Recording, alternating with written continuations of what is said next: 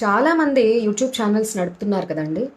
నిజంగా కొన్ని ఛానల్స్ ఎలా ఉంటాయంటే, ఎంత ఇన్స్పైరింగ్గా ఉంటాయంటే, వాళ్ళ మాటలు వింటుంటే మనకి ఎంతో ఆనందం, ఉత్తేజం.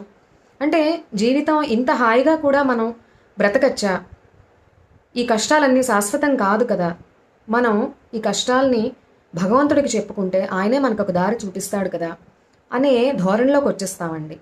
అలాంటి మాటలు విని అర్థం చేసుకునే వాళ్ళు చాలా తక్కువైపోయారండి. అంటే కొంతమంది ఎలా ఉంటారంటే, వీళ్ళకి పని పాటు లేదా, వీళ్ళు చెప్తేనే మనకు తెలుస్తుందా, ఆ మాత్రం మనకు తెలియదా అని నెగటివిటీని తీసి నెగిటివ్ కామెంట్స్ పెడుతూ, అంటే ఛానల్లో వాళ్ళ నెగిటివ్ కామెంట్స్ వల్ల వాళ్ళ బుద్ధిని బయట పెట్టుకుంటారు. అవతల వాళ్ళు మంచి చెప్పినా సరే మంచిని గ్రహించే శక్తి కూడా అందరికీ ఉండదు కదండి. మీకు నచ్చితే వినండి, లేకపోతే మానేయండి, ఇంకొక ఛానల్ చూసుకోండి. ఎందుకు వాళ్ళని అనవసరంగా డిగ్రేడ్ చేసి మాట్లాడటం? అంటే అలా డిగ్రేడ్ చేయడం వల్ల వాళ్ళకి ఏమైనా విలువ తగ్గిపోతుందని మీరు అనుకుంటున్నారా? వాళ్ళ విలువ ఎప్పటికీ తగ్గదండి. ఎందుకంటే వాళ్ళు వాళ్ళ చేతనైన మంచిని చేస్తున్నారు.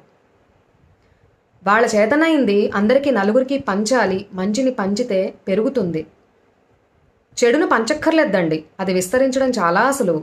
కానీ మంచి 1కి 100 మంది పంచుకుంటూ వెళ్తేనే అది పెరుగుతుంది. కాబట్టి అలాంటి ఛానల్స్ చూసేవాళ్ళు దయచేసి మీకు అర్థమైతే వినండి, లేకపోతే మానేయండి.